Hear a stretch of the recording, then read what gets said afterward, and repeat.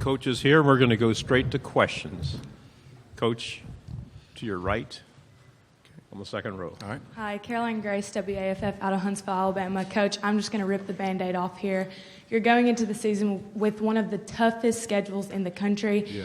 How has not having the quarterback situation settled affected the mental preparation of your team? You know, not too much. We do have one of the toughest schedules in college football, but it's not a shock to our system. I probably said that the last, 3 or 4 years, and we're really looking at it, as a challenge, an opportunity, a great opportunity, and really hadn't got too much into who our starting quarterback is. One thing that I can tell you, I feel like we got a chance to be really good around our quarterback, not just offensively but defensively, and really be able to help them grow as they grow and get experience with the schedule that we have. So there really hadn't been too much stress about that.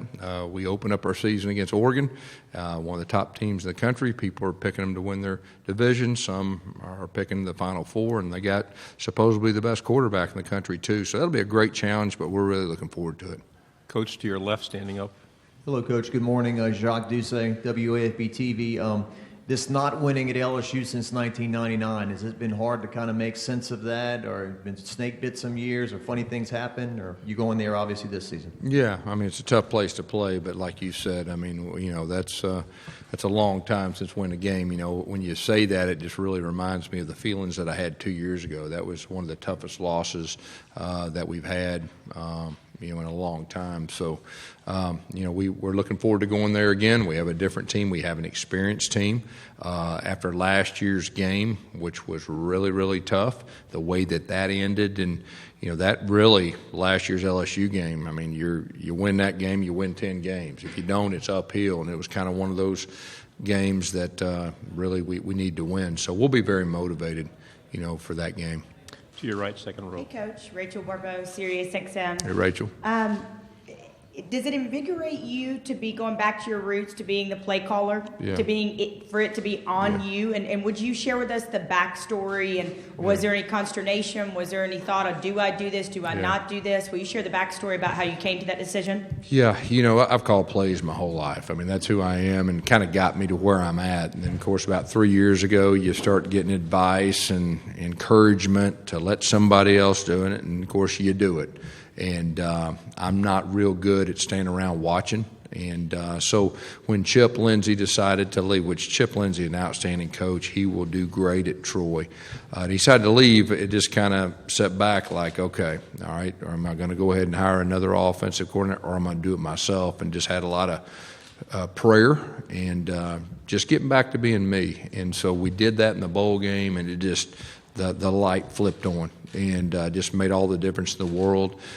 We played really good in our bowl game, but what it did is just, it gives you a great feel, and I think we got a chance to really be good on offense again this year, and just excited to get back to being me. To your left on the second row here, Coach. What has Coach Dillingham brought to the program? And on the defensive side, talk a little bit about a guy like Jordan Peters and what he can mean to your team this year. Yeah, Jordan Peters, he was one of our best special teams players last year. Blocked a couple punts and everything that goes with that. We're hoping that he recovers from his Achilles injury. He's looking better. Kenny Dillingham, when I decided that I was going back to calling the plays, I needed to find somebody that was at least in the atmosphere of the philosophy. Mike Norvell, the head coach at Memphis, was my former GA. And so he did the exact same job for Mike. Mike's the play caller, and so it was a perfect fit for me. What he does bring is energy. And what he does bring is he understands our core offense. And in the bowl game when he was upstairs, it was a really smooth transition. So really looking forward to working with him. Second row, Coach. Quinn Lawson with WFF.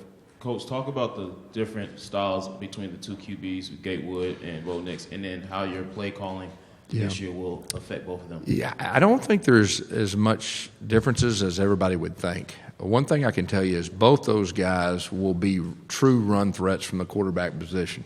They both can extend plays when things break down, and they both have outstanding arms. So, one thing I will tell you that will be different is our quarterback will be a run threat. And I know when the quarterback is a run threat, it changes everything from a defensive standpoint, and it's really a lot easier to call plays too. Third row, Coach, in the middle. Coach Jamal Kennedy, WSFA in Montgomery. You lose Deshaun Davis at the linebacker position as well as others, but you still have 7 guys coming back on that side of the ball. Just talk a little bit about that experience and how you think that's going to help your defense going into Yeah, you know, I think it starts with our defensive line. I mean, we got the majority of those guys back. We got some impact players, not just good players. We lost our 4 seniors, Deshaun being one of them. He was a great player. But, you know, KJ Britt, Chandler Wooten in the spring, they just took the next step. And we really didn't see a lot of drop-off from that position. And then the secondary, they're all back but one. And really, it's really senior leaders back there. So feeling really good about our defense. Like I said in the other room, I think we got a chance to be the best defense we've had since I've been here. At least we got a chance, is what I would say, with the personnel that we have. Coach, to your right against the wall. Hey, Coach. Michael Bradley from Saturday Down South. I'm sure you're getting asked about your quarterbacks basically every day of the offseason, but I'm more interested in your running game. You going back to play calling. How big is the running game getting up back to your standard and getting that offensive line to play up to their expectations? How big is that for the upcoming season? Yeah, to win a championship in this league, it's well documented. You have to be successful at running the football. That will be a big factor. I will say this about our offensive line. They were the least experienced group, I think, in our league last year. They had some growing pains, and they got beat up. They're all back. They're all seniors. They've got a chip on their shoulder. They got something to prove, and I think that's good. But still, throwing the football, you got to be able to do both to win a championship. And, you know, we really believe in throwing the football down the field vertically. We're going to get back to that. And, you know, when we have explosive plays, we look like an Auburn offense. We did that in the bowl game. We need to carry that over, you know, this season. Coach, to your left, second row. Coach, it's virtually impossible to control your players seeing everything on social media, and they're going to hear it all. So what's your message to them about the outside noise? You know, we got really good leadership. We've got guys that have been around a long time, and we're a real close-knit team.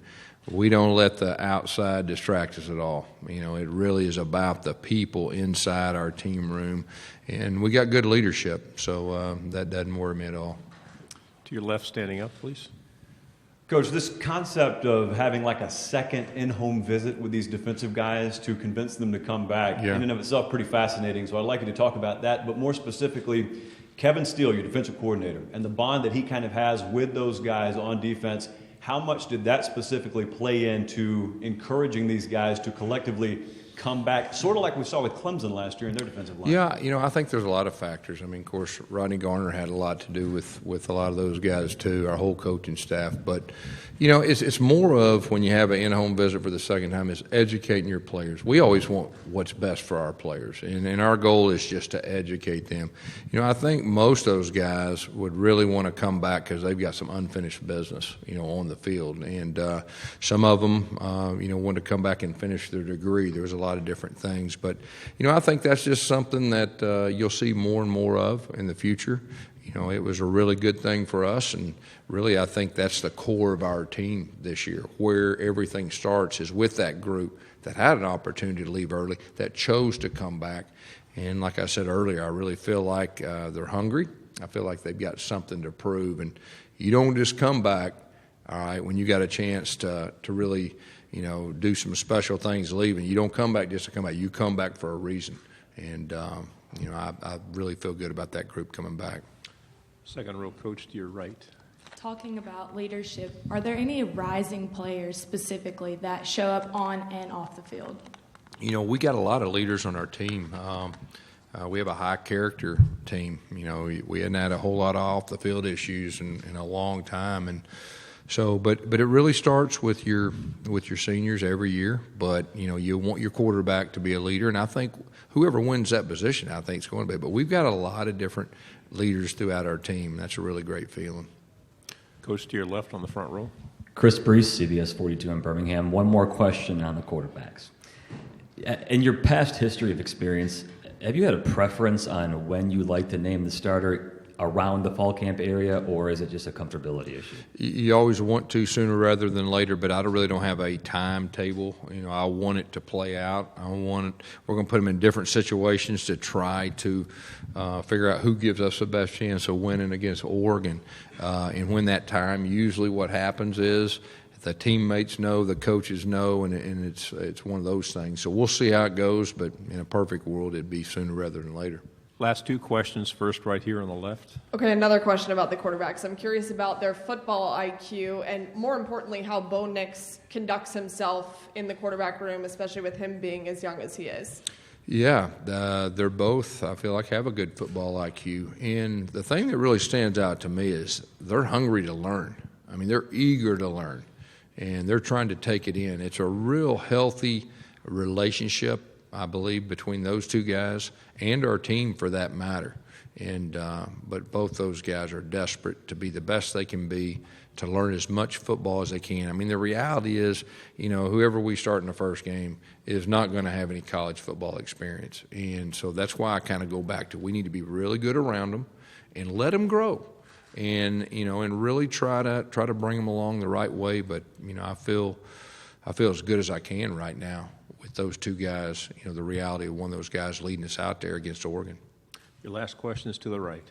Guys, there's been a lot of emphasis this off-season on riding for the brand. It seems like the staff is pouring into the players' character. What have you seen this summer from that on and off the field? Yeah, riding for the brand is really simple. It's just putting Auburn first and going back to our core values, the Auburn creed. And we've done spent a lot of time with our former Auburn players that won championships, get in front of our team, telling them the important things to them about being an Auburn Tiger, and brought in Auburn greats, Ronnie Brown, Jason Campbell, there's a lot of different people, and just trying to invest in our players, instill them the core values of what makes Auburn special, and just kind of going back to work hard work and playing for the guy beside you. We're in a day and time where everything, whether it's football or anything else, is about me, and just trying to really it's been very powerful, and just trying to bring everybody back in the same direction.